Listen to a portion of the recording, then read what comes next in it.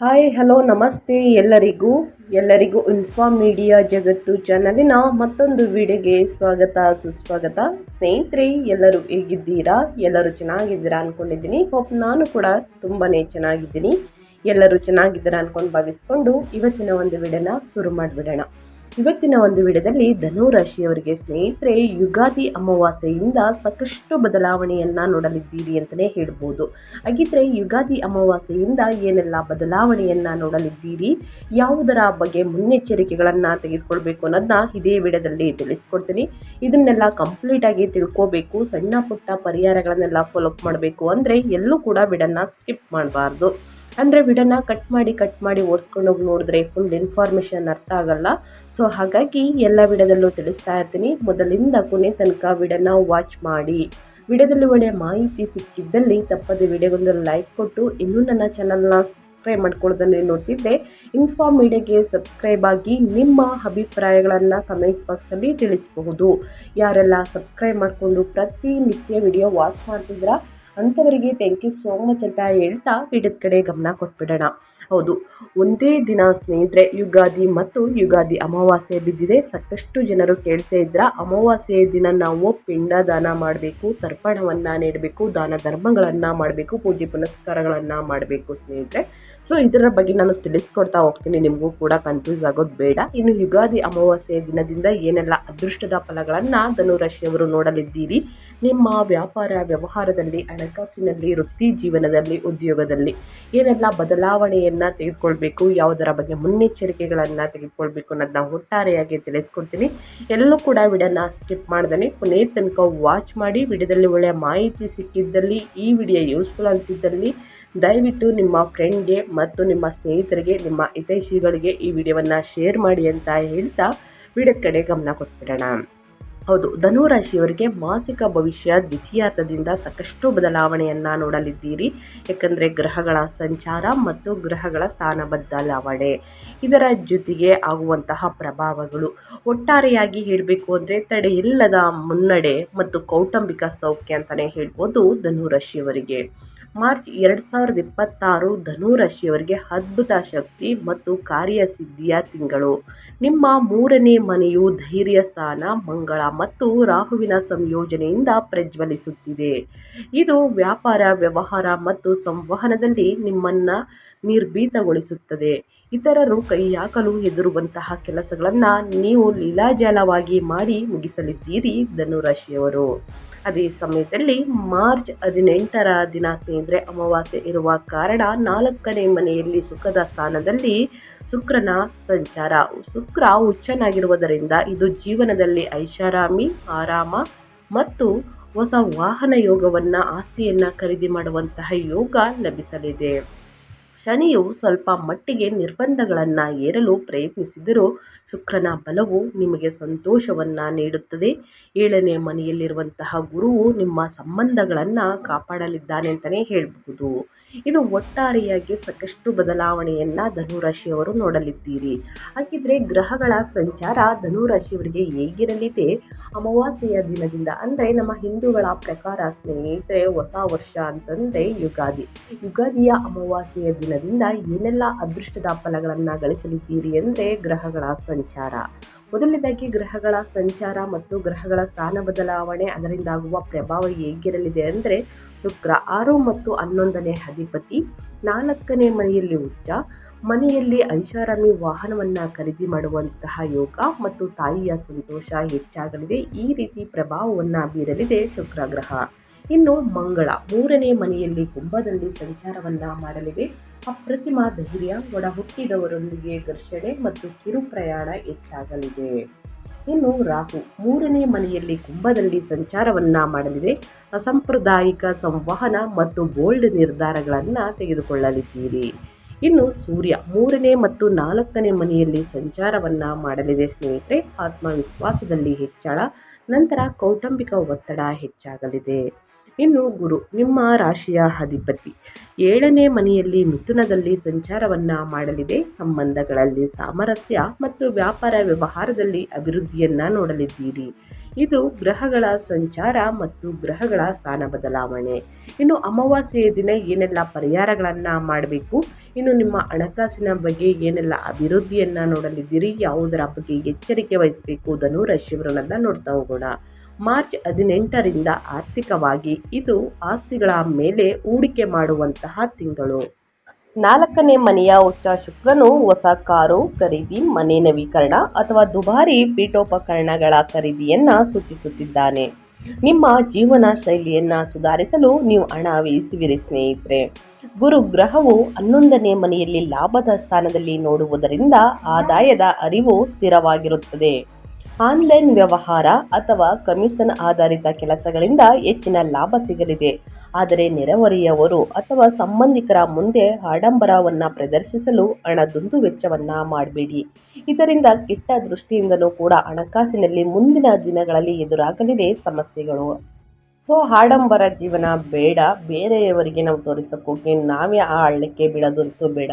So ಹಾಗಾಗಿ ಅನಗತ್ಯ ಖರ್ಚುಗಳಿಂದ ಆದಷ್ಟು ದೂರವಿರಿ ಧನು ರಾಶಿಯವರು ಅಂತ ಹೇಳ್ತಾ, ಇನ್ನು ಮುಂದಿನದಾಗಿ ಹೇಳೋದಾದರೆ ವೃತ್ತಿ ಮತ್ತು ಉದ್ಯೋಗದ ಬಗ್ಗೆ ಏನೆಲ್ಲ ಬದಲಾವಣೆಯನ್ನು ಮಾರ್ಚ್ 18ರಿಂದ ಅಮಾವಾಸ್ಯೆಯ ದಿನದಿಂದ ನೋಡಲಿದ್ದೀರಿ, ಯಾವುದರ ಬಗ್ಗೆ ಧನು ರಾಶಿಯವರು ಮುಂದಿನ ದಿನಗಳಲ್ಲಿ ಎಚ್ಚರಿಕೆ ವಹಿಸಬೇಕು ಅನ್ನೋದನ್ನ ನೋಡ್ತಾ ಹೋಗೋಣ. ವೃತ್ತಿ ಜೀವನವು ಈ ತಿಂಗಳು ನಿಮ್ಮ ದೃಢ ಸಂಕಲ್ಪದಿಂದ ಮುನ್ನಡೆಯಲಿದೆ. 3ನೇ ಮನೆಯ ಮಂಗಳ ಮತ್ತು ರಾಹು ಪ್ರಭಾವದಿಂದ ನಿಮ್ಮ ಮಾತುಗಳು ಹೆಚ್ಚು ಪ್ರಭಾವಶಾಲಿಯಾಗಿರುತ್ತವೆ. ಸೇಲ್ಸ್, ಮಾರ್ಕೆಟಿಂಗ್ ಮತ್ತು ಮಾಧ್ಯಮ ಕ್ಷೇತ್ರದಲ್ಲಿ ಇರುವವರಿಗೆ ಇದು ದಾಖಲೆಗಳನ್ನು ಬರೆಯುವಂತಹ ತಿಂಗಳು. ನೀವು ಯಾವುದಕ್ಕೂ ಕೂಡ ಹಿಂಜರಿಯುವುದಿಲ್ಲ. 7ನೇ ಮನೆಯಲ್ಲಿರುವ ಗುರುವು ನಿಮ್ಮ ವ್ಯಾಪಾರ ಪಾಲುದಾರಿಕೆಯನ್ನು ಸ್ಥಿರವಾಗಿರಿಸುತ್ತಾನೆ. ತಿಂಗಳ ದ್ವಿತೀಯಾರ್ಧದಲ್ಲಿ ನೀವು ಸಹಿ ಹಾಕುವ ಮೊದಲು ಹೊಸ ಒಪ್ಪಂದಗಳು ದೀರ್ಘಕಾಲದ ಲಾಭವನ್ನು ನೀಡಲಿದೆ. ಸಹಿಯನ್ನು ಹಾಕಬೇಕಾದ್ರೆ ಎಚ್ಚರಿಕೆಯಿಂದ ಸಹಿಯನ್ನು ಹಾಕಿ ಸ್ನೇಹಿತರೆ. ನಂತರ ಯಾವುದೇ ನಿರ್ಧಾರಗಳನ್ನು ತೆಗೆದುಕೊಳ್ಬೇಕಾದ್ರೆ ಒಳ್ಳೆಯ ನಿರ್ಧಾರಗಳನ್ನು ತೆಗೆದುಕೊಳ್ಳಿ. ಮುಂದಿನ ದಿನಗಳಲ್ಲಿ ಧನ ಲಾಭವನ್ನು ನೋಡಲಿದ್ದೀರಿ. ಇನ್ನು ಮಾರ್ಚ್ 15ರ ನಂತರ ಸೂರ್ಯನು 4ನೇ ಮನೆಗೆ ಬಂದಾಗ ಕೆಲಸದ ಒತ್ತಡವನ್ನು ಮನೆಗೆ ತರಬೇಡಿ. ಇದು ನಿಮ್ಮ ಏಕಾಗ್ರತೆಗೆ ಭಂಗ ತರಬಹುದು. ಸೊ ಹಾಗಾಗಿ ಏನೇ ವಾದ ವಿವಾದಗಳು ಬಂದಿದ್ದಲ್ಲಿ, ಮನಸ್ತಾಪಗಳು ಬಂದಿದ್ದಲ್ಲಿ ಆದಷ್ಟು ಕೂತು ಮಾತನಾಡಿ ಬಗೆಹರಿಸಿಕೊಳ್ಳಿ ಸ್ನೇಹಿತರೆ, ಒಳಿತಾಗಲಿದೆ. ಮೇಲಾಧಿಕಾರಿಗಳಿಂದ ಒಂದು ಪ್ರಶಂಸೆ ಸಿಗಲಿದೆ ಅಂತಲೇ ಹೇಳ್ಬೋದು. ಉದ್ಯೋಗದ ಬದಲಾವಣೆ ಕೂಡ ಉತ್ತಮ ರಿಸಲ್ಟ್ ಸಿಗಲಿದೆ. ಸೊ ಹಾಗಾಗಿ ಸಾಕಷ್ಟು ಬದಲಾವಣೆಯನ್ನು ನೋಡಲಿದ್ದೀರಿ. ಸೊ ಹಾಗಾಗಿ ಸೂರ್ಯನು 4ನೇ ಮನೆಗೆ ಬಂದಾಗ ಕೆಲಸದ ಒತ್ತಡವನ್ನು ಮನೆಗೆ ತರಬೇಡಿ. ಇದು ನಿಮ್ಮ ಏಕಾಗ್ರತೆಗೆ ಭಂಗ ತರಬಹುದು ಸ್ನೇಹಿತರೆ. ವೃತ್ತಿಯಲ್ಲಿ, ವ್ಯಾಪಾರ ವ್ಯವಹಾರದಲ್ಲಿ ಏನೆಲ್ಲ ಬದಲಾವಣೆಯನ್ನು ನೋಡಲಿದ್ದೀರಿ ಅನ್ನೋದನ್ನ ತಿಳಿಸ್ಕೊಟ್ಟಿದ್ದೀನಿ. ಇನ್ನು ವ್ಯಾಪಾರ ವ್ಯವಹಾರದಲ್ಲಿ ಒಪ್ಪಂದಕ್ಕೆ ಸಹಿಯನ್ನು ಹಾಕಬೇಕಾದ್ರೆ ಮುನ್ನೆಚ್ಚರಿಕೆಗಳನ್ನ ತೆಗೆದುಕೊಂಡು ಸಹಿಯನ್ನು ಹಾಕಿ. ಮುಂದಿನ ದಿನಗಳಲ್ಲಿ ಇದರಿಂದ ಲಾಭ ಸಿಗಲಿದೆ ಅಂತಲೇ ಹೇಳ್ತಾ ಇದ್ದೀನಿ. ಇನ್ನು ನಿಮ್ಮ ಹೆಲ್ತ್ ಬಗ್ಗೆ ಹೇಳೋದಾದರೆ ಏನೆಲ್ಲ ಬದಲಾವಣೆಯನ್ನು ನೋಡಲಿದ್ದೀರಿ, ಯಾವುದರ ಬಗ್ಗೆ ಮುಂದಿನ ದಿನಗಳಲ್ಲಿ ಎಚ್ಚರಿಕೆ ವಹಿಸಬೇಕು ಅನ್ನೋದನ್ನ ನೋಡ್ತಾ ಹೋಗೋಣ. ಒಟ್ಟಾರೆ ಆರೋಗ್ಯ ಉತ್ತಮವಾಗಿದ್ದರೂ ಕೂಡ ಧನು ರಾಶಿಯವರಿಗೆ ಕೆಲವು ಭಾಗಗಳ ಬಗ್ಗೆ ಗಮನವಿರಲಿ ಸ್ನೇಹಿತರೆ. 3ನೇ ಮನೆಯ ಮಂಗಳ ಮತ್ತು ರಾಹುವಿನ ಪ್ರಭಾವದಿಂದ ಭುಜ, ತೋಳು ಅಥವಾ ಕಿವಿ ನೋವು ಕಾಣಿಸಿಕೊಳ್ಬಹುದು. ಮಾರ್ಚ್ 18ರ ನಂತರ ಇದು ಅಮಾವಾಸ್ಯೆ ಮತ್ತು ಹುಣ್ಣಿಮೆಯ ಸಮಯದಲ್ಲಿ ಸ್ವಲ್ಪ ನೋವುಗಳು ಜಾಸ್ತಿ ಕಾಣಿಸಿಕೊಳ್ಳಲಿದೆ. ವೈದಿಕ ಜ್ಯೋತಿಷ್ಯದ ಪಂಚಾಂಗದ ಪ್ರಕಾರ ಜಿಮ್ನಲ್ಲಿ ಭಾರ ಎತ್ತುವಾಗ ಸರಿಯಾದ ಮುನ್ನೆಚ್ಚರಿಕೆಯನ್ನು ವಹಿಸಿ ಸ್ನೇಹಿತರೆ. ಇನ್ನು 4ನೇ ಮನೆಯಲ್ಲಿ ಎದೆ ಮತ್ತು ಶ್ವಾಸಕೋಶ ಇರುವ ಗ್ರಹಗಳ ದಟ್ಟಣೆ ಇರುವುದರಿಂದ ಅಸ್ತಮಾ ಅಥವಾ ಉಸಿರಾಟದ ತೊಂದರೆ ಇರುವವರು ಮಾಲಿನ್ಯದಿಂದ ದೂರವಿರುವುದು ಒಳ್ಳೆಯದು. ಭಾವನೆಗಳನ್ನು ಹತ್ತಿಕ್ಕೆ ತರಬೇಡಿ ಸ್ನೇಹಿತರೆ, ಇದು ಮಾನಸಿಕ ಆತಂಕಕ್ಕೆ ಕಾರಣವಾಗಬಹುದು. ಪ್ರತಿದಿನ ಸ್ವಲ್ಪ ಸಮಯ ಸಂಗೀತವನ್ನು ಕೇಳುವುದು ಅಥವಾ ನಡಿಗೆ ನಡೆಯುವುದು ಅಂದರೆ ವಾಕಿಂಗನ್ನು ಮಾಡುವುದು ಸ್ನೇಹಿತರೆ ಹಿತಕರ. ಪ್ರತಿದಿನ ಯೋಗ, ಧ್ಯಾನ, ಮೆಡಿಟೇಷನ್ ಉತ್ತಮವಾಗಿರುತ್ತದೆ. ಅದನ್ನು ಕೂಡ ಲಘು ವ್ಯಾಯಾಮದಿಂದ ಶುರು ಮಾಡಿ. ಇನ್ನು ತಿನ್ನುವಂತಹ ಆಹಾರದ ಬಗ್ಗೆಯೂ ಕೂಡ ನಿಮ್ಮ ಪದ್ಧತಿಯ ಬಗ್ಗೆ ಎಚ್ಚರಿಕೆ ಇರಲಿ. ಹೊರಗಿನ ತಿಂಡಿ ತಿನಿಸುಗಳನ್ನು ಆದಷ್ಟು ಕಡಿಮೆ ಮಾಡಿ. ಮಸಾಲೆಯುಕ್ತ ಆಹಾರವನ್ನು ಸೇವಿಸಬೇಡಿ. ಇದು ಏನಾಗುತ್ತೆ ಅಂದರೆ ಬಿಸಿಲಿನ ತಾಪಕ್ಕೆ ಸ್ನೇಹಿತರೆ ಅತಿ ಹೆಚ್ಚಾಗಿ ಮಸಾಲೆಯುಕ್ತ ಮತ್ತು ಎಣ್ಣೆಯಲ್ಲಿ ಕರಿದ ತಿಂಡಿ ತಿನಿಸುಗಳನ್ನು ತಿನ್ನುವುದರಿಂದ ಉಷ್ಣತೆ ಜಾಸ್ತಿಯಾಗಲಿದೆ, ಅಸಿಡಿಟಿ ಜಾಸ್ತಿಯಾಗಲಿದೆ. ಸೊ ಹಾಗಾಗಿ ಅದರ ಬಗ್ಗೆ ಒಂದು ಕಾಳಜಿ ಇರಲಿ. ಇನ್ನು ಅದೇ ರೀತಿ ಕುಟುಂಬ ಮತ್ತು ಸಂಬಂಧಗಳ ಬಗ್ಗೆ ಹೇಳೋದಾದರೆ ಏನೆಲ್ಲ ಬದಲಾವಣೆಯನ್ನು ನೋಡಲಿದ್ದೀರಿ ಅಂದರೆ, ಮನೆ ಈ ತಿಂಗಳು ನಿಮಗೆ ವೈಭವದ ತಾಣವಾಗಲಿದೆ. ಉಚ್ಚ ಶುಕ್ರನಿಂದ ಮನೆಯ ಪರಿಸರ ಸುಂದರವಾಗಿರುತ್ತದೆ. ನೀವು ಮನೆಯಲ್ಲಿ ಸಣ್ಣ ಸಮಾರಂಭ ಅಥವಾ ಪಾರ್ಟಿಗಳನ್ನು ಏರ್ಪಡಿಸಬಹುದು. ಆದರೆ ಶನಿಯ ಉಪಸ್ಥಿತಿಯು ಕೆಲವು ಕೌಟುಂಬಿಕ ಜವಾಬ್ದಾರಿಗಳನ್ನು ಅಥವಾ ಹಿರಿಯರ ವಿಷಯದಲ್ಲಿ ಗಾಂಭೀರ್ಯವನ್ನು ತರುತ್ತದೆ. ಕಿರಿಯ ಒಡ ಹುಟ್ಟಿದವರು ಅಥವಾ ನೆರೆಹೊರೆಯವರೊಂದಿಗೆ ವಾದವಿವಾದ ನಡೆಯುವ ಸಾಧ್ಯತೆ ಇದೆ. ನಿಮ್ಮ ಮಾತು ಕಠಿಣವಾಗಿರಬಹುದು. ದಾಂಪತ್ಯ ಜೀವನದಲ್ಲಿ 7ನೇ ಮನೆಯ ಗುರುವು ಸುಖ ಶಾಂತಿಯನ್ನು ಕಾಪಾಡಲಿದ್ದಾರೆ ಮತ್ತು ಹೊರಗಿನ ಯಾವುದೇ ಒತ್ತಡದಿಂದ ನಿಮ್ಮ ಸಂಬಂಧವನ್ನು ಸುರಕ್ಷಿಸುತ್ತದೆ ಅಂತಲೇ ಹೇಳಬಹುದು. ಇನ್ನು ಶಿಕ್ಷಣದ ಬಗ್ಗೆ ಹೇಳೋದಾದರೆ, ವಿದ್ಯಾರ್ಥಿಗಳು ಈ ತಿಂಗಳು ತುಂಬ ಚುರುಕಾಗಿರುತ್ತಾರೆ. ಹೊಸ ಕೌಶಲ್ಯಗಳನ್ನು ಕಲಿಯಲು ಅಥವಾ ಅಲ್ಪಾವಧಿಯ ಕೋರ್ಸ್ಗಳಿಗೆ 3ನೇ ಮನೆಯ ಶಕ್ತಿ ಪೂರಕವಾಗಿದೆ. ಕ್ರೀಡಾಪಟುಗಳಿಗೆ ಇದು ಯಶಸ್ಸಿನ ತಿಂಗಳು. ಸ್ಪರ್ಧೆಗಳಲ್ಲಿ ವಿಜೇತರಾಗುವಿರಿ. ಆದರೆ ಮನೆಯಲ್ಲಿ ನಡೆಯುವ ರಿಪೇರಿ ಕೆಲಸ ಅಥವಾ ಅತಿಥಿಗಳ ಆಗಮನದಿಂದ ಓದಿಗೆ ಅಡ್ಡಿಯಾಗಬಹುದು. ಗಂಭೀರವಾಗಿ ಓದುತ್ತಿರುವವರು ಶಾಂತವಾದ ಸ್ಥಳವನ್ನು ಆಯ್ದುಕೊಳ್ಳುವುದು ಉತ್ತಮ. 4ನೇ ಮನೆಯ ಶನಿಯು ನಿಮ್ಮನ್ನು ಏಕಾಂತದಲ್ಲಿ ಓದಲು ಪ್ರೇರೇಪಿಸುತ್ತಾರೆ ಸ್ನೇಹಿತರೆ. ಹಾಗಾಗಿ ಯಾವುದರ ಬಗ್ಗೆ ಮುನ್ನೆಚ್ಚರಿಕೆಗಳನ್ನು ತೆಗೆದುಕೊಳ್ಳಬೇಕು, ಏನೆಲ್ಲ ಅದೃಷ್ಟದ ಫಲಗಳನ್ನು ಗಳಿಸಲಿದ್ದೀರಿ ಅನ್ನೋದನ್ನ ತಿಳಿಸ್ಕೊಟ್ಟಿದ್ದೀನಿ. ಈ 18ನೇ ತಾರೀಕು ಅಮಾವಾಸ್ಯೆ ದಿನನಾದರೂ ಕೂಡ ಈ ಪರಿಹಾರವನ್ನು ಮಾಡಬಹುದು. ಆದಷ್ಟು ಸಣ್ಣ ಪುಟ್ಟ ಪರಿಹಾರವಾಗಿರುತ್ತದೆ. ಅಥವಾ ಸ್ನೇಹಿತರೆ, ನಾನು ಯಾವಾಗ ಹಬ್ಬ ಮತ್ತು ಯಾವಾಗ ಆಚರಣೆಯನ್ನು ಮಾಡಬೇಕು, ಇನ್ನು ಅಮಾವಾಸ್ಯೆ ಸಮಯದಲ್ಲಿ ಏನೆಲ್ಲ ಮಾಡಬೇಕು ಅನ್ನೋದು ಒಂದಷ್ಟು ಲಿಸ್ಟ್ನ ತಿಳಿಸ್ಕೊಡ್ತೀನಿ. ಅದನ್ನು ಕೂಡ ಮಾಡ್ಬೋದು. ಇನ್ನೇ ಸಮಸ್ಯೆಗಳಿದ್ರೂ ಕೂಡ ಕ್ರಮೇಣವಾಗಿ ಕಡಿಮೆಯಾಗಲಿದೆ. ಮಾರ್ಚ್ 2026ಕ್ಕೆ ಜ್ಯೋತಿಷ್ಯದ ಪರಿಹಾರಗಳು 3ನೇ ಮನೆಯ ತೀವ್ರತೆಯನ್ನು ಸರಿಯಾದ ಹಾದಿಗೆ ತರಲು ಮತ್ತು ಮನೆಯಲ್ಲಿ ಸುಖ ಸ್ಥಿರಗೊಳಿಸಲು ಈ ಪರಿಹಾರಗಳನ್ನು ಫಾಲೋ ಮಾಡಿ ಸ್ನೇಹಿತರೆ. ಆದಷ್ಟು ಸಣ್ಣ ಪುಟ್ಟ ಪರಿಹಾರಗಳಾಗಿರುತ್ತವೆ. ಮೊದಲನೇದಾಗಿ ಹನುಮಾನ್ ಚಾಲಿಸ.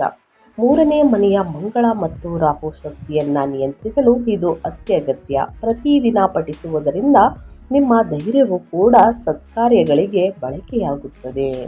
ಇನ್ನು ಲಕ್ಷ್ಮೀ ಪೂಜೆ. 4ನೇ ಮನೆಯಲ್ಲಿ ಉಚ್ಚ ಶುಕ್ರನ ಶಕ್ತಿ ಹೆಚ್ಚಿಸಲು ಶುಕ್ರವಾರದಂದು ಮಹಾಲಕ್ಷ್ಮಿಯನ್ನು ಪೂಜಿಸಿ ಮತ್ತು ಹರಿಯುವ ನೀರಿಗೆ ಬಿಳಿ ಹೂಗಳನ್ನು ಅರ್ಪಿಸಿ. ಧನ ಪ್ರಾಪ್ತಿಯಾಗಲಿದೆ ಸ್ನೇಹಿತರೆ. ಹಣಕಾಸಿನಲ್ಲಿ ಸಮಸ್ಯೆಗಳಿದ್ದರೆ ನಿವಾರಣೆಯಾಗಿ ಉತ್ತಮ ಧನ ಸಂಪತ್ತನ್ನು ಗಳಿಸಲಿದ್ದೀರಿ ಅಂತಲೇ ಹೇಳಬಹುದು. ಇನ್ನು ಒಡ ಹುಟ್ಟಿದವರ ಗೌರವ. ಒಡ ಹುಟ್ಟಿದವರೊಂದಿಗೆ ವಾದ ವಿವಾದವನ್ನು ಮಾಡಬೇಡಿ. ಮಂಗಳವಾರದಂದು ಅವರಿಗೆ ಏನಾದರೂ ಸಿಹಿಯನ್ನು ಉಡುಗೊರೆಯಾಗಿ ನೀಡಿ ಒಳಿತಾಗಲಿದೆ. ಇನ್ನು ಗುರುಮಂತ್ರ. ನಿಮ್ಮ ರಾಶಿಯ ಅಧಿಪತಿ ಗುರುವಿನ ಬಲಕ್ಕಾಗಿ ಓಂ ನಮೋ ಭಗವತೆ ವಾಸುದೇವಾಯ ಮಂತ್ರವನ್ನು ಜಪಿಸಿ ಒಳಿತಾಗಲಿದೆ. ಈ ಸಣ್ಣ ಪುಟ್ಟ ಪರಿಹಾರದಿಂದಲೇ ದೊಡ್ಡ ಸಮಸ್ಯೆಗಳು ಕೂಡ ಕ್ರಮೇಣವಾಗಿ ಕಡಿಮೆಯಾಗಲಿದೆ. ಇದು ಯಾವಾಗ ಬೇಕಾದರೂ ಮಾಡಬಹುದು ಸ್ನೇಹಿತರೆ. ಇನ್ನು ನಾಳೆ ಆಚರಿಸುವಂತಹ ಯುಗಾದಿ ಹಬ್ಬದಿಂದ ಏನೆಲ್ಲ ಅದೃಷ್ಟದ ಫಲಗಳನ್ನು ಗಳಿಸಲಿದ್ದೀರಿ ಧನುರಾಶಿಯವರು, ಯಾವುದರ ಬಗ್ಗೆ ಮುಂದಿನ ದಿನಗಳಲ್ಲಿ ಎಚ್ಚರಿಕೆ ವಹಿಸಬೇಕು ಅನ್ನೋದನ್ನ ನೋಡ್ತಾ ಹೋಗೋಣ. 2026 ಯುಗಾದಿ ಮತ್ತು ಅಮಾವಾಸ್ಯೆ ಒಟ್ಟಿಗೆ ಬಿದ್ದಿರುವ ಕಾರಣ ಇದು ಅಪರೂಪದ ಯೋಗ ಅಂತಲೇ ಹೇಳಬಹುದು ಸ್ನೇಹಿತರೆ. ಮೊದಲನೇದಾಗಿ ಯಾರೆಲ್ಲ ಪಿಂಡದಾನ ಅಂದರೆ ಅಮಾವಾಸ್ಯೆಯ ಶುಭ ಮುಹೂರ್ತವನ್ನು ತಿಳಿಸ್ಕೊಡ್ತೀನಿ. ಪೂಜೆ ವಿಧಾನ, ಮಹತ್ವ, ಮಂತ್ರಗಳನ್ನು ತಿಳಿಸ್ಕೊಡ್ತಾ ಹೋಗ್ತೀನಿ. ನಮ್ಮ ಹಿಂದೂ ಕ್ಯಾಲೆಂಡರ್ನ ಕೊನೆಯ ಅಮಾವಾಸ್ಯೆಯನ್ನು ಪಾಲ್ಗುಣ ಅಮಾವಾಸ್ಯೆ ಎಂದು ಕರೆಯಲಾಗುತ್ತದೆ. ಪಾಲ್ಗುಣ ಅಮಾವಾಸ್ಯೆ ಎಂದೇ ಯುಗಾದಿ ಹಬ್ಬವು ಬಂದಿರುವುದರಿಂದ ಈ ಅಮಾವಾಸ್ಯೆಯನ್ನು ಯುಗಾದಿ ಅಮಾವಾಸ್ಯೆ ಎಂದು ಕರೆಯಲಾಗುತ್ತದೆ. 2026ರ ಪಾಲ್ಗುಣ ಅಥವಾ ಯುಗಾದಿ ಅಮಾವಾಸ್ಯೆಯ ಶುಭ ಮುಹೂರ್ತ ಯಾವುದು, ಪಾಲ್ಗುಣ ಅಮಾವಾಸ್ಯೆ ಪೂಜೆ ವಿಧಾನ, ಮಹತ್ವ ಮತ್ತು ಅಮಾವಾಸ್ಯೆಯ ದಿನ ಪಠಿಸಬೇಕಾದ ಮಂತ್ರಗಳನ್ನು ತಿಳಿಸ್ಕೊಡ್ತಾ ಹೋಗ್ತೀನಿ. ಮೊದಲನೇದಾಗಿ ಸ್ನೇಹಿತರೆ, ಅಮಾವಾಸ್ಯೆ ತಿಥಿಯನ್ನು ಪಿತೃಗಳ ಪೂಜೆಗಾಗಿ, ಅವರನ್ನು ಗೌರವಿಸುವುದಕ್ಕಾಗಿ ಮೀಸಲಿಡಲಾದ ದಿನವಾಗಿರಲಿದೆ. ಈ ದಿನದಂದು ಜನರು ತಮ್ಮ ಪಿತೃಗಳನ್ನು ಶ್ರದ್ಧಾ ಭಕ್ತಿಯಿಂದ ಶುದ್ಧ ಮನಸ್ಸಿನಿಂದ ಪೂಜಿಸುತ್ತಾರೆ. ಅವರ ಆಶೀರ್ವಾದವನ್ನು ಪಡೆದುಕೊಳ್ಳುವುದಕ್ಕಾಗಿ ತರ್ಪಣವನ್ನು ಕೂಡ ನೀಡಲಾಗುತ್ತದೆ. ಪಾಲ್ಗುಣ ಮಾಸದ ಅಮಾವಾಸ್ಯೆ ತಿಥಿಯಂದು ಯುಗಾದಿಯು ಕೂಡ ಇರುವುದರಿಂದ ಈ ಅಮಾವಾಸ್ಯೆಯನ್ನು ಯುಗಾದಿ ಅಮಾವಾಸ್ಯೆ ಎಂದು ಕರೆಯಲಾಗುತ್ತದೆ. ಈ ದಿನವು ಹಿಂದೂಗಳಿಗೆ ಹೊಸ ವರ್ಷ ಆರಂಭವಾಗಿದೆ. ಹಾಗಾಗಿ ಈ ಅಮಾವಾಸ್ಯೆಯು ಹೆಚ್ಚು ಆಧ್ಯಾತ್ಮಿಕ ಮತ್ತು ಧಾರ್ಮಿಕ ಮಹತ್ವವನ್ನು ಹೊಂದಿದೆ. ಅಮಾವಾಸ್ಯೆಯಾಗಿದೆ. ಈ ದಿನದಂದು ಗಂಗಾ ಸ್ನಾನ ಮಾಡುವುದು, ದಾನ ಮಾಡುವುದು, ಪಿತೃಗಳಿಗೆ ತರ್ಪಣವನ್ನು ನೀಡುವುದು ಅತ್ಯಂತ ಪ್ರಯೋಜನಕಾರಿಯಾಗಿದೆ. 2026ರ ಯುಗಾದಿ ಅಮಾವಾಸ್ಯೆ ಅಥವಾ ಪಾಲ್ಗುಣ ಅಮಾವಾಸ್ಯೆಯ ಒಂದಿಷ್ಟು ಮಾಹಿತಿಯನ್ನು ತಿಳಿಸ್ಕೊಡ್ತಾ ಹೋಗ್ತೀನಿ. ಮೊದಲನೇದಾಗಿ 2026 ಪಾಲ್ಗುಣ ಅಮಾವಾಸ್ಯೆ ಶುಭ ಮುಹೂರ್ತವನ್ನು ತಿಳಿಸೋದಾದರೆ, ದುತ್ ಪಂಚಾಂಗದ ಪ್ರಕಾರ ಅಮಾವಾಸ್ಯೆ ತಿಥಿಯು ಮಾರ್ಚ್ 18ರಂದು ಬುಧವಾರದಂದು ಪ್ರಾರಂಭವಾಗಿ ಮಾರ್ಚ್ 19ರಂದು ಗುರುವಾರ ಮುಕ್ತಾಯಗೊಳ್ಳುವುದು. ಉದಯ ಮುಹೂರ್ತವನ್ನು ಗಮನದಲ್ಲಿಟ್ಟುಕೊಂಡು ವ್ರತ ಹಬ್ಬವನ್ನು ನಡೆಸುವವರು ಮಾರ್ಚ್ 19ರಂದು ಅಮಾವಾಸ್ಯೆ ಎಂದೇ ಆಚರಿಸುತ್ತಾರೆ. ಇನ್ನು ಕೆಲವರು ಮಾರ್ಚ್ 18 ಬುಧವಾರದಂದೇ ಅಮಾವಾಸ್ಯೆಯನ್ನು ಆಚರಿಸುತ್ತಾರೆ. ಫಾಲ್ಗುಣ ಅಮಾವಾಸ್ಯೆ ತಿಥಿ ಪ್ರಾರಂಭ 2026ರ ಮಾರ್ಚ್ 18 ಬುಧವಾರ ಬೆಳಿಗ್ಗೆ 8:25ರಿಂದ ಫಾಲ್ಗುಣ ಅಮಾವಾಸ್ಯೆ ತಿಥಿ ಮುಕ್ತಾಯ 2026ರ ಮಾರ್ಚ್ 19 ಗುರುವಾರ ಮುಂಜಾನೆ 6:52ರವರೆಗೆ ಇರಲಿದೆ. ಈ ಮುಹೂರ್ತದಲ್ಲಿ ಸ್ನಾನ ಮಾಡಿ, ದಾನ ಮಾಡಿ, ತರ್ಪಣ ಕಾರ್ಯಗಳನ್ನು ಮಾಡುವುದು ತುಂಬಾ ಒಳ್ಳೆಯದು ಸ್ನೇಹಿತರೆ. ನಾನು ತಿಳಿಸ್ತಾ ಇರೋದು ಧನು ರಾಶಿಯವರಿಗೆ ಒಬ್ಬರಿಗೆ ಅಲ್ಲ ಸ್ನೇಹಿತರೆ, 12 ರಾಶಿ ಚಕ್ರದ ಜನರು ಪ್ರತಿಯೊಬ್ಬರು ಕೂಡ ಮಾಡಬಹುದು. ಸೊ ಹಾಗಾಗಿ ಈ ಅದೃಷ್ಟ ರಾಶಿ ನಿಮ್ಮ ಫ್ಯಾಮಿಲಿಯಲ್ಲಿ, ಕುಟುಂಬದಲ್ಲಿ, ಸ್ನೇಹಿತರಲ್ಲಿದ್ದರೆ ತಪ್ಪದೆ ಅವ್ರಿಗೂ ಕೂಡ ವಿಡಿಯೋವನ್ನು ಶೇರ್ ಮಾಡಿ. ಇನ್ನು ಅಮಾವಾಸ್ಯೆಯ ಮಹತ್ವವೇನು ಅನ್ನೋದನ್ನ ಕೇಳೋದಾದರೆ, ಫಾಲ್ಗುಣ ಅಮಾವಾಸ್ಯೆಯ ದಿನದಂದು ಜನರು ಗಂಗಾ ನದಿಗಳಂತಹ ಪವಿತ್ರ ನದಿಯಲ್ಲಿ ಅಥವಾ ಮನೆಯಲ್ಲಿ ಸ್ನಾನ ಮಾಡುವ ನೀರಿಗೆ ಗಂಗಾ ಜಲವನ್ನು ಬೆರೆಸಿ ಸ್ನಾನ ಮಾಡಬೇಕು. ಈ ದಿನವನ್ನು ಪಿತೃಪೂಜೆ, ಪಿತೃತರ್ಪಣ ಮತ್ತು ಶ್ರದ್ಧಾ ಆಚರಣೆಗಳನ್ನು ಮಾಡುವುದು ಮಂಗಳಕರವೆಂದು ಪರಿಗಣಿಸಲಾಗುತ್ತದೆ. ಈ ದಿನದಂದು ಭಕ್ತರು ಪೂರ್ವಜರನ್ನು ಪೂಜಿಸುತ್ತಾರೆ. ಗಂಗಾ ನದಿಯಲ್ಲಿ ಜನರು ಪವಿತ್ರ ಸ್ನಾನವನ್ನು ಮಾಡುತ್ತಾರೆ. ಪ್ರಸ್ತುತ ಮೀನ ರಾಶಿಯಲ್ಲಿ ಸೂರ್ಯನು ಸಂಚರಿಸುತ್ತಿರುವುದರಿಂದ ಈ ದಿನದ ಪೂಜೆ ಆಚರಣೆಗಳು ಪಿತೃಗಳ ಆತ್ಮ ಶಾಂತಿಗೆ, ಆಧ್ಯಾತ್ಮಿಕ ಉನ್ನತಿಗೆ, ಕರ್ಮದ ಶುದ್ಧೀಕರಣಕ್ಕೆ ತುಂಬಾ ಪ್ರಯೋಜನಕಾರಿಯಾಗಿದೆ ಅಂತಲೇ ಹೇಳಬಹುದು. ಈ ಮಂಗಳಕರ ದಿನದಂದು ಪಿತೃ ಮತ್ತು ಅಗಲಿದ ಆತ್ಮಗಳಿಗೆ ಸಂಬಂಧಿಸಿದ ಆಚರಣೆಗಳನ್ನು ಮಾಡುವ ಮೂಲಕ, ಪಿತೃಗಳಿಗೆ ಪ್ರಾರ್ಥನೆಯನ್ನು ಸಲ್ಲಿಸುವ ಮೂಲಕ ಪಿತೃಗಳ ಆಶೀರ್ವಾದವನ್ನು ಪಡೆದುಕೊಳ್ಳುತ್ತೀರಿ. ಪಿತೃದೋಷಗಳಿಂದ ಮುಕ್ತಿಯನ್ನು ಪಡೆದುಕೊಳ್ಳುವುದಕ್ಕೆ ಇದು ಸೂಕ್ತವಾದ ದಿನವಾಗಿದೆ ಅಂತಲೇ ಹೇಳಬಹುದು. ಸೊ ಹಾಗಾಗಿ ತಪ್ಪದೆ ಈ ಪೂಜೆ ಪುನಸ್ಕಾರಗಳನ್ನು ಮಾಡಿ. ಇನ್ನು ಅಮಾವಾಸ್ಯೆಯ ದಿನದಂದು ನಾವು ಏನು ಮಾಡಬೇಕು, ಏನು ಮಾಡಬಾರ್ದು ಅನ್ನೋದನ್ನ ಸಾಕಷ್ಟು ಜನರು ಕೇಳ್ತಾ ಇರ್ತೀರ. ಮೊದಲನೇದಾಗಿ ಪವಿತ್ರ ನದಿ ನೀರಿನಲ್ಲಿ ಸ್ನಾನ ಮಾಡಬೇಕು. ಪಿತೃಗಳಿಗೆ ಪೂಜೆಯನ್ನು ಸಲ್ಲಿಸಬೇಕು. ಬ್ರಾಹ್ಮಣ ಅಥವಾ ಪುರೋಹಿತರನ್ನು ಮನೆಗೆ ಆಹ್ವಾನಿಸಿ ಅವರಿಗೆ ಸಾತ್ವಿಕ ಆಹಾರವನ್ನು ನೀಡಬೇಕೆಂದು ಸೂಚಿಸಲಾಗಿದೆ. ನಿಮ್ಮ ಅನುಗುಣಕ್ಕೆ ತಕ್ಕಾಗೆ ಈ ಅಮಾವಾಸ್ಯೆಯ ದಿನದಂದು ಹೊಸ ಬಟ್ಟೆ, ಪಾದರಕ್ಷೆ ಮತ್ತು ಆಭರಣಗಳನ್ನು ಖರೀದಿಸುವುದು ಶುಭವೆಂದು ಪರಿಗಣಿಸಲಾಗುವುದಿಲ್ಲ. ಫಾಲ್ಗುಣ ಅಮಾವಾಸ್ಯೆಯ ದಿನದಂದು ಹೊಸ ವ್ಯಾಪಾರ ಉದ್ಯಮವನ್ನು ಪ್ರಾರಂಭಿಸಬಾರದು, ಹೊಸ ಕೆಲಸಕ್ಕೆ ಸೇರಬಾರದು ಮತ್ತು ಯಾವುದೇ ವ್ಯಾಪಾರ ಒಪ್ಪಂದಕ್ಕೆ ಸಹಿ ಹಾಕಬಾರದು. ಈ ದಿನದಂದು ಗೃಹ ಪ್ರವೇಶ, ಕಿವಿ ಚುಚ್ಚುವುದು, ಕೂದಲನ್ನು ಕತ್ತರಿಸುವುದು ತಪ್ಪಿಸಬೇಕು. ಈ ದಿನ ಸ್ನೇಹಿತರೆ, ಅಮಾವಾಸ್ಯೆಯ ಸಮಯದಲ್ಲಿ ಈ ದಿನ ಜನರು ಇರುವೆಗಳಿಗೆ, ಹಸುಗಳಿಗೆ ಮತ್ತು ನಾಯಿಗಳಿಗೆ ಆಹಾರವನ್ನು ನೀಡಬೇಕು. ಅರಳಿ ಮರದಲ್ಲಿ ಪಿತೃಗಳನ್ನು ನೆಲೆಸಿರುವುದರಿಂದ ಹಾಲು ಮತ್ತು ಸಕ್ಕರೆ ಬೆರೆಸಿದ ನೀರನ್ನು ಈ ಮರಕ್ಕೆ ಅರ್ಪಿಸಬೇಕು. ಅರಳಿ ಮರದ ಕೆಳಗೆ ಸಾಸಿವೆ ಎಣ್ಣೆಯ ದೀಪವನ್ನು ಹಚ್ಚಿಡಬೇಕು. ಸಾಧ್ಯವಾದಷ್ಟು ದಾನ ಮಾಡಬೇಕು. ಈ ದಿನ ಪೂಜೆ ಮಾಡುವ ಕಾಳಸರ್ಪ ದೋಷವನ್ನು ಪರಿಹರಿಸಬಹುದು ಸ್ನೇಹಿತರೆ. ಇನ್ನು ಫಾಲ್ಗುಣ ಅಮಾವಾಸ್ಯೆಯ ಪೂಜೆ ವಿಧಿವಿಧಾನವನ್ನು ತಿಳಿಸ್ಕೊಡೋದಾದರೆ, ಅಮಾವಾಸ್ಯೆಯ ದಿನದಂದು ಬ್ರಹ್ಮ ಮುಹೂರ್ತದಲ್ಲಿ ಎದ್ದು ಪವಿತ್ರ ಸ್ನಾನವನ್ನು ಮಾಡಬೇಕು. ಪವಿತ್ರವಾದ ನದಿ, ಸರೋವರ, ಕೊಳ ಅಥವಾ ಮನೆಯಲ್ಲೇ ಸ್ನಾನ ಮಾಡುವ ನೀರಿಗೆ ಗಂಗಾಜಲ ಅಥವಾ ಅರಿಶಿಣವನ್ನು ಬೆರೆಸಿ ಸ್ನಾನವನ್ನು ಮಾಡಬಹುದು. ಸ್ನಾನದ ನಂತರ ಸೂರ್ಯ ದೇವರಿಗೆ ಅಕ್ಷತೆ, ಕೆಂಪು ಹೂವುಗಳು ಮತ್ತು ನೀರಿನಿಂದ ಅರ್ಘ್ಯವನ್ನು ಅರ್ಪಿಸಬೇಕು. ದಕ್ಷಿಣಕ್ಕೆ ಮುಖ ಮಾಡಿ ಪೂರ್ವಜರಿಗೆ ಎಳ್ಳು ಮತ್ತು ಕುಶ ಹುಲ್ಲಿನಿಂದ ನೀರನ್ನು ಅರ್ಪಿಸಬೇಕು. ಈ ದಿನದಂದು ಉಪವಾಸ ವ್ರತವನ್ನು ಮಾಡುವವರು ಹಣ್ಣುಗಳನ್ನು ಸೇರಿದಂತೆ ಸಾತ್ವಿಕ ಆಹಾರವನ್ನು ಸೇವಿಸಬೇಕು. ಇನ್ನು ಫಾಲ್ಗುಣ ಅಮಾವಾಸ್ಯೆಯ ಮುಂಜಾನೆ ಸಮಯದಲ್ಲಿ ಅರಳಿ ಮರದ ಕೆಳಗೆ ಸಾಸಿವೆ ಎಣ್ಣೆಯ ದೀಪವನ್ನು ಬೆಳಗಿಸಬೇಕು. ಬಳಿಕ ಶನಿ ದೇವರಿಗೆ ಕಪ್ಪು ಎಳ್ಳು, ನೀಲಿ ಬಣ್ಣದ ಹೂವುಗಳು ಮತ್ತು ಎಣ್ಣೆಯನ್ನು ಅರ್ಪಿಸಬೇಕು. ಪೂರ್ಣ ಆಧ್ಯಾತ್ಮಿಕ ಪ್ರಯೋಜನಗಳನ್ನು ಪಡೆಯಲು ಎಲ್ಲ ಆಚರಣೆಗಳನ್ನು ಭಕ್ತಿ ಮತ್ತು ಶುದ್ಧ ಉದ್ದೇಶದಿಂದ ಮಾಡಬೇಕಾಗುತ್ತದೆ ಸ್ನೇಹಿತರೆ. ಸೊ ಹಾಗಾಗಿ ತಪ್ಪದೆ ಸಣ್ಣ ಪುಟ್ಟ ಮಂತ್ರಗಳನ್ನು ಜಪಿಸುತ್ತಾ, ಶನಿ ಸ್ತೋತ್ರವನ್ನು ಹೇಳುತ್ತಾ, ಗೋತ್ರೆ ಅಸ್ಮತ್ ಪಿತಾ ಪೂರ್ವಜರ ಹೆಸರು ಹೇಳಿ ಸ್ನೇಹಿತರೆ ಈ ಮಂತ್ರವನ್ನು ಹೇಳಬಹುದು. ತಪ್ಪದೆ ಈ ಮಂತ್ರವನ್ನು ಹೇಳಿ ಓಂ ಸರ್ವ ಮಂಗಳ ಮಾಂಗಲ್ಯೆ ಶಿವೆ ಸರ್ವತಾ ಸಾಧಿಕೆ ಈ ಮಂತ್ರವನ್ನು ಕೂಡ ಹೇಳ್ಬೋದು ಸ್ನೇಹಿತರೆ. ಓಂ ಆದ್ಯೆ ಭೂತಾಯ ವಿದ್ಮಹೆ ಈ ಮಂತ್ರವನ್ನು ಕೂಡ ಹೇಳಿ ಆದಷ್ಟು ನಿಮಗೆ ಬರುವಂತಹ ಮಂತ್ರಗಳನ್ನು ಹೇಳುತ್ತಾ ನಿಮಗೆ ಏನು ಬೇಕಿದೆ ಅದನ್ನು ಸ್ನೇಹಿತರೆ ಮನಸ್ಸಿನಲ್ಲಿ ಸಂಕಲ್ಪವನ್ನು ಮಾಡಿಕೊಂಡು ಪೂಜೆ ಪುನಸ್ಕಾರಗಳನ್ನು ಮಾಡಿ, ದಾನ ಧರ್ಮಗಳನ್ನು ಮಾಡಿ. ಈ ಸಣ್ಣ ಪುಟ್ಟ ದಾನ ಧರ್ಮಗಳಿಂದ ಸಮಸ್ಯೆಗಳೆಲ್ಲವೂ ಕೂಡ ನಿವಾರಣೆಯಾಗಲಿದೆ. ತಪ್ಪದೆ ಈ ಸಣ್ಣ ಪುಟ್ಟ ಪರಿಹಾರಗಳನ್ನು ಮಾಡಿ ಅಂತ ಹೇಳ್ತಾ ನಾನು ವೀಡಿಯೋನ ಎಂಡ್ ಮಾಡ್ತಾ ಇದ್ದೀನಿ.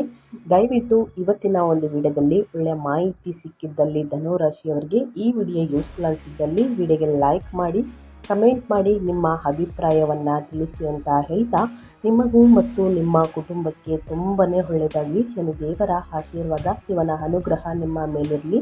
ಮತ್ತೊಂದು ವಿಡಿಯೋ ಜೊತೆ ಮತ್ತೊಂದು ಹೊಸ ಅಪ್ಡೇಟಲ್ಲಿ ಹೊಸ ಭವಿಷ್ಯದಲ್ಲಿ ಸಿಗ್ತೀನಿ. ನಿಮಗೂ ಮತ್ತು ನಿಮ್ಮ ಕುಟುಂಬಕ್ಕೆ ಯುಗಾದಿ ಹಬ್ಬದ ಶುಭಾಶಯಗಳು. ಜೀವನದಲ್ಲಿ ಕಹಿ ಸಿಹಿ ಎರಡೂ ಕೂಡ ಇರುತ್ತದೆ ಸ್ನೇಹಿತರೆ. ನಿಮ್ಮ ಜೀವನದಲ್ಲಿ ಅತಿ ಹೆಚ್ಚಾಗಿ ಸಿಹಿಯೇ ತುಂಬಿರಲಿ ಅಂತ ಹೇಳ್ತಾ ಮತ್ತೊಂದು ವಿಡಿಯೋ ಜೊತೆ ಮತ್ತೊಂದು ಹೊಸ ಭವಿಷ್ಯದಲ್ಲಿ ಸಿಗ್ತೀನಿ. Thank you for watching.